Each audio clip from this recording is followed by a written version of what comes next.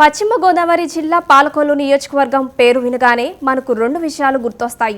ప్రజారాజ్యం వ్యవస్థాపకుడు మెగాస్టార్ చిరంజీవి 5,000 ఓట్ల తేడాతో ఓడిపోయిన నియోజకవర్గం కావటం ఒకటి, వరుసగా రెండో విడత ఇక్కడ గెలిచిన తెలుగుదేశం ఎమ్మెల్యే నిమ్మల రామానాయుడు శాసనసభలో చేస్తున్న హడావుడి రెండోది.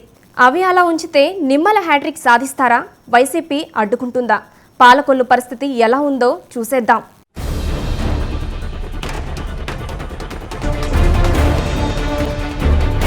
2019 అసెంబ్లీ ఎన్నికల్లో ఆంధ్రప్రదేశ్ అంతటా జగన్ ప్రభంజనమే అయినా పాలకొల్లు లాంటి కొన్ని చోట్ల టీడీపీ గెలిచింది.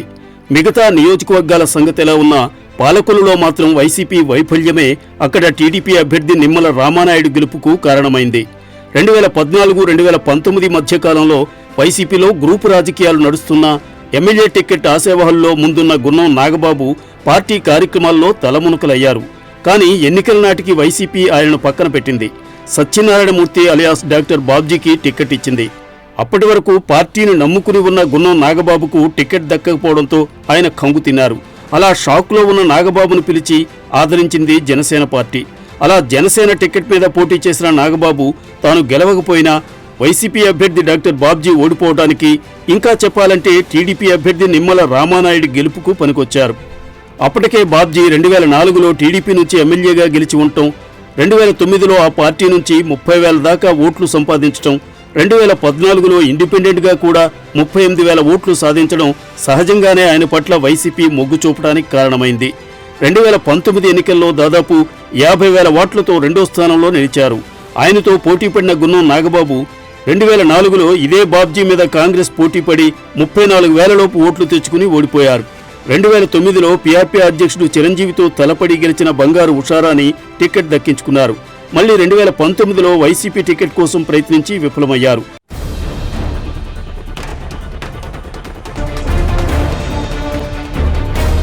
జనసేన తరపున పోటీ చేసి 33,000 దాకా ఓట్లు సాధించగలిగారు. ఎన్నికల తర్వాత వైసీపీ నుంచి పోటీ చేసి ఓడిపోయిన డాక్టర్ బాబ్జీ నియోజకవర్గం ఇన్ఛార్జ్ అయ్యారు. కానీ ఆయన సమర్థుడు కాదని గెట్టిని వర్గం ఆయన మీద ఫిర్యాదు చేసింది. అక్కడ బీసీలు ఎక్కువగా ఉండడంతో పొరుగు నియోజకవర్గం నుంచి తీసుకువచ్చి కౌరు శ్రీనివాసును ఇన్ఛార్జిగా నియమించారు. దీంతో ఇక్కడ గ్రూప్ రాజకీయాలు ఇంకా పెరిగాయి. అయితే ఆయనను ఎమ్మెల్సీ చేసి గుడాల శ్రీహరి గోపాలరావు అలియాస్ గుడాల గోపీకి ఇన్ఛార్జి బాధ్యతలు అప్పగించింది. ప్రస్తుతం ఆయన నియోజకవర్గం అంతటా తిరుగుతూ ఉన్న గ్రూపు రాజకీయాలు వెంటాడుతూ ఉన్నాయి. ఇక ఎమ్మెల్యే నిమ్మల రామానాయుడు మాత్రం తనదైన శైలిలో జనం మధ్య ఉంటున్నారు. శాసనసభ్యునిగా ప్రజలకు సేవలందించడంలో ఆయన ముందుంటారు. టీడీపీలో క్రియాశీలక పాత్ర పోషిస్తూ ప్రజా పోరాటాల్లో చురుగ్గా పాల్గొంటూ వస్తున్నారు. నిత్యం సైకిల్ మీద తిరుగుతూ ప్రజల సమస్యలు తెలుసుకుని పరిష్కరించడం ద్వారా మన్ననలు అందుకుంటున్నారు. కోవిడ్ సమయంలో అందించిన సాయం, భారీ వర్షాల వలన పంట నష్టం జరిగినప్పుడు రైతులను పరామర్శించడం లాంటి పనుల ద్వారా ఆయన ఎప్పటికప్పుడు ప్రజల మధ్య ఉంటారనే పేరు సంపాదించుకున్నారు. శాసనసభలో కూడా ప్రతిపక్ష పాత్ర సమర్థంగా నిర్వహిస్తున్నారు.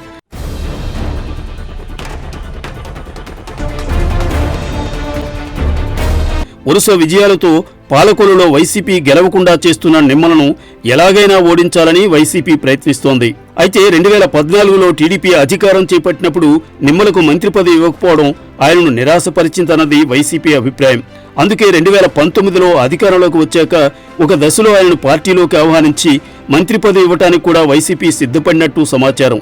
కానీ నిమ్మల ఆ ప్రతిపాదనను తిరస్కరించారు. ఆ తరువాత మాజీ మంత్రి పితాని మీద కూడా వైసీపీ కన్నుపడింది. 2004-2009 ఎన్నికల్లో కాంగ్రెస్ నుంచి, 2014లో టీడీపీ నుంచి గెలిచిన పితాని 2019లో ఓడిపోయారు. ఆయన ఆచంట్లో పోటీ చేసిన సొంత ఊరు పాలకొల్లు పరిధిలో ఉండడంతో ఆయన కోసం వైసీపీ గాలం వేస్తున్నట్టు వార్తలు వచ్చాయి. హరిరామజోగయ్య శిష్యుడైన పితాని ఎలాంటి నిర్ణయం తీసుకుంటారో చూడాలి. ఏమైనా టీడీపీ ఎమ్మెల్యే జనం మధ్య ఉంటూ గెలుపు సునాయాసమనే ధీమాతో ఉన్నారు. జనసేన పొత్తు వల్ల మెజార్టీ కూడా భారీగా ఉంటుందన్న అంచనాతో ఉన్నారు. మరోవైపు వైసీపీ ఇప్పటికీ గట్టి అభ్యర్థిని వెతికే పనిలోనే ఉంది.